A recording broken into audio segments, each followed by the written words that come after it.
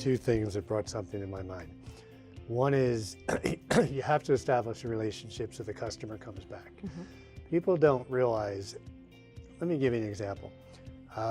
Last business before I became a rabbi, and we sold our business to our son, we had manufactured a product to lower blood pressure and cholesterol and so on and so forth. And we did extremely well. Business was very big, got real good. And, like I said, he's doing that now and we're doing this. But the cost for us to get a customer using Google AdWords was about $100 to get the customer. And we made about $90 when we sold the product. So it was like, okay, but we had a lot of recurring business. People kept coming back and buying the product again because it was a nutrition product and so on. So we could afford to take the loss. Not everybody can, especially at the beginning. We could afford to take the loss, but we never had to spend that $100 again if we treated the customer right. We paid it once, we lost some money on the first sale, but when they came back, there was no longer an expense other than the expense of our time, exactly as you're saying, getting to know them, how can we help you, what can we do for you. We only had one product, which is a product I made for myself to lower my blood pressure and cholesterol and not have to have a bypass, and that's on another video. So, and that's all we were going to do because it worked amazingly well. We got probably to 2,000 or 3,000 customers, and they were like on our case. Listen, I also buy this vitamin and I also buy this nutritional product, and we don't want to buy it from all these places. We want to buy it from you. We like you guys, your prices are good, you take care of us, you care about us. That was a wonderful thing to hear. So we went to Life Extension Foundation, who didn't do business at that time with companies like ours, and said, look, I've got thousands of customers, and we made a deal with them that was better than you could get anywhere else. In other words, our customers were able to buy their products at 40% off without paying their $75 annual fee that they were charging at that time. So again, we helped our customers. The other thing I wanted to say, and I'm just going to use an example. Guy's a plumber, and he's really a good plumber. And he's just so sick of working for his boss, who either gives him a hard time, or doesn't pay him enough in his opinion because he's a really good plumber. And he decides one day, that's it. I had enough garbage. I don't want to do this anymore for them. I'm going to do it on my own. And he says goodbye to his boss. He's all excited. He's got customers who know him, so he's going to have some customers. He's got his family. He's got his friends.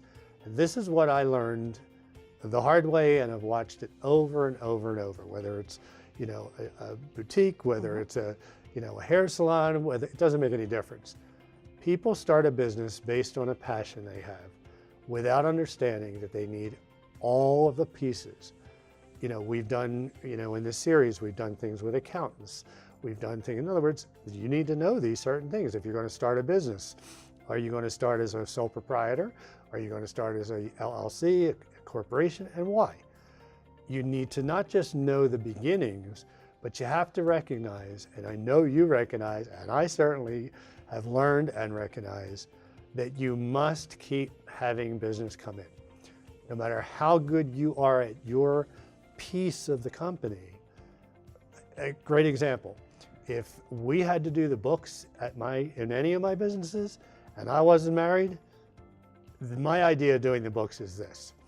As long as we're bringing in more money than we're spending, and we can give the accountant a box full of receipts at the end of the year, we're doing great. It don't work that way. Not at all. But that's how it would have been for me. But my wife, on the other hand, is extremely articulate. She doesn't particularly love that part of the world, but she understands there's a part to play and so on. So it's wonderful that you're saying, I don't want this group to think that we're just promoting you, which we are. Okay, I want them to understand that the reason we brought you here is you're going to do what somebody didn't do for you, what somebody didn't do for me, and tell it like it is. And I've been trying to get all of the different experts that we have come in different areas do the same thing. Tell it like it is so people don't fail. Or if they don't listen and fail, then it's on them. So I really do appreciate that you're just putting it out there and so on. Can you give us a little bit more detail of what needs, just so a person really understands if they're saying, well, I don't have the money to pay this lady, but I really want to do this. Can you give them some detail of what they really do need to do? So if you are going to try and do it yourself, the first thing that you need to do is, before you go on and make a Facebook page, before you go and create a Twitter account, before you even get to the internet, you need to sit down and you need to figure out what your goals are. What is your goal for marketing? And I know that the common practice is, well, it's to make money. No. What is your goal with why you want to use social media? Is it to bring in brand new customers? Is it to engage the customers that you already have? Is it to create an audience out there as a platform for you to market in a wider span? You have to know what your goal is. My goal is to bring in 15 new customers. My goal is to bring in 30 new possible clients that maybe aren't going to buy the first time, but maybe buy the second time. And then have 2 secondary goals, to create a better web image, maybe create a better web design content, because not everybody's going to get on Facebook and automatically get out there and get 100 likes or 1,000 likes. I have a client in Atlanta who I love her. She is one of my dear friends now. And I'm going to, just kind of give a couple examples. Her name is Shannon. She owns a 24-hour tanning salon. It's open 24 hours a day. Wow. 7 days a week. And it's an amazing concept. It's a great concept for people who use tanning beds. But she also does airbrush spray tans. Well, Shannon's running the salon, so Shannon can't sit on Facebook all day and do all these things, but she was so gung-ho, this is what she was gonna do. She was gonna design a website, she was going to get on Facebook, she was gonna get a Twitter going, she was gonna have her Instagram, and she was gonna generate more income off of spray tans, because the 24-hour tanning bed kind of sells itself and employs itself, because you get a key fob, you can come in and tan at 3 o'clock in the morning, you check yourself in, you wipe your bed down, you leave, you wipe your bed. It's one of those concepts. It's a really neat concept. Like a vending machine. Pretty much. Wow. But Shannon's problem, cool idea. It really is. The biggest problem she was coming up against, and we talk about this regularly, is not posting enough. But how can she post all the time, and how can she count on her employees to post all the time when they're selling to customers, they're doing spray tans, when they're working? Sure. And so we had to set some clear-cut goals, and this is prior to Graphite even working with her. This was just friend to friend. I was a customer, actually. Sure. And we just talked about it back and forth, and this is what this is what you need to do. You gotta maintain your page, and she was like, Nia, I can't do it all. I can't do it all. Right. And so if you can't do it all, then you got to figure out what you can do. And you need to set goals. So maybe instead of having a Twitter and Instagram, you just have one account. Right. And you figure out what's going to be best, how you're going to post, and what content you're going to have. But if baking cakes is your business, or doing spray tans and having a tanning salon is your business, then marketing's probably not. Right. So you have to do the research, and it's going to take research. You just can't hit the ground running, because let me tell you, one mistake is detrimental. Yeah. It just takes one mistake, and you could lose 100 customers Right. that were paying attention to you, but now are like, I'm good. Right. I have to tell people all the time, don't get on there and get political. Don't get on there and get religious, because if you want people to see your political view, or to see that you're a wonderful Christian, show them. Don't tell them. Right. And that's that aspect is used so much in social media. Show them. Right. Don't tell them. Right. Show them that you're committed to your business, because your Facebook page is regularly updated and your tweets are regularly going out. Show them that you respond to messages. Show them that you are listening to what they're telling you on their, their feeds, their comments, their tweets. Pay attention. Don't tell anybody anything. Right. Don't tell them what to do. Love them. Love them. Right. And and I tell my clients and my customers, I'm not going to stand here and tell you what you're doing wrong with your business. I'm going to show you. Because after just working with us for a short period of time, we can turn things around for you rather quickly. Where you needed more time on the floor so that you could sell, we are creating that opportunity for you to do so.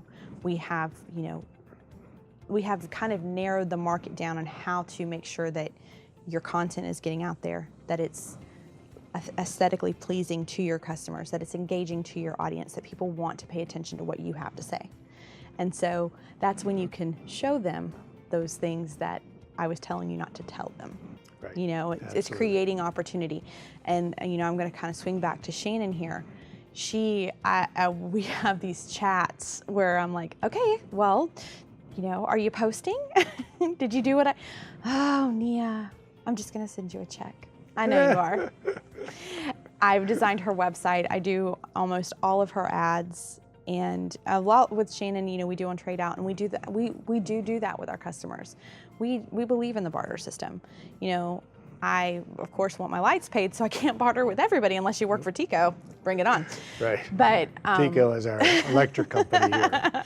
But we definitely, we do trade. We figure if there's a service that you provide, and we, obviously have our services. Not only do we do social media, we do print marketing.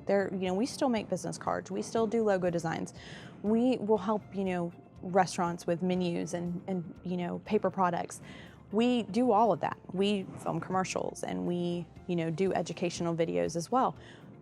We're a media company, so we do everything. So there's lots to barter and trade with. So granted, our fees are incredibly low compared to some of them out there. And a lot of people have asked me, well, how can you get away with not charging as much as, XYZ company? Well, because we're not about the bottom line, we're about the client. And, we work with them. And that's the thing about this type of industry is I don't have to be hard pressed saying you're going to pay us this much money for us to perform these services.